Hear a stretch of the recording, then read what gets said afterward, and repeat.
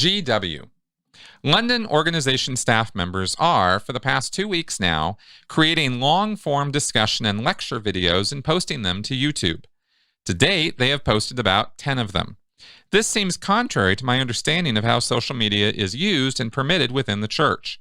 Why is it that we don't see more of this type of thing? Any commentary on what they are posting? Hey, thanks for the question. I was just checking, and yep, sure enough, Charlie Wakely's channel, and Charlie Wakely is a staff member of the London Org. And he's posting as of 2 hours ago. He was still posting. So nobody's put a stop or kibosh on his channel yet. And frankly, I am the most surprised of anybody. Now, I think I mentioned before that I have reached out to Charlie and asked him to be on my show. And he responded and gave me an email address. And I emailed him, but I have not heard back yet. And I don't expect to. But I was respectful and earnest in my communication to him that I would not reveal confidential information. I would not throw, Xenu at him and all that. And that I would honestly and really like to talk to him. And I told him, look, man, you want to get in front of thousands of people, you get on my channel and people will watch. But he has not taken me up on that offer. Now, as far as his channel goes, I believe that what he's doing is a bit of a maverick renegade kind of thing. I don't think he's got church sanction for what he's doing. And how he's getting away with it, I'm actually a little curious about myself. But the reason why you don't see a lot of Scientologists doing this is because Scientology is,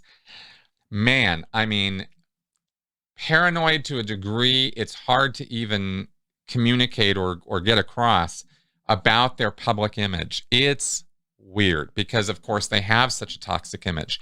Now, maybe there is some effort being made to humanize Scientology, and Charlie Wakely is the pilot program to do that by showing that Scientologists are regular people who can have YouTube channels, and what's the big deal, and we're on social media, and there's no problem with this.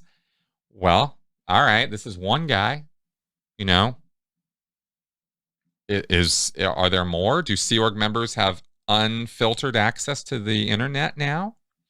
Will Charlie actually take me up or anybody else on being interviewed? Will any of them actually be challenged on their ideas or beliefs or even be willing to be questioned about them? I mean, obviously, until they do that, all this content is just, fluff. Just kind of nonsense. It's just puffery. And it doesn't really address what Scientology is and what it's all about.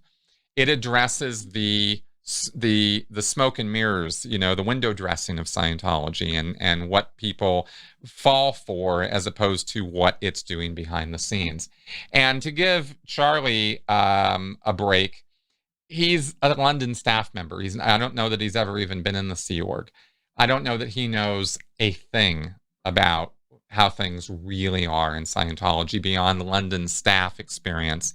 And being on staff sucks.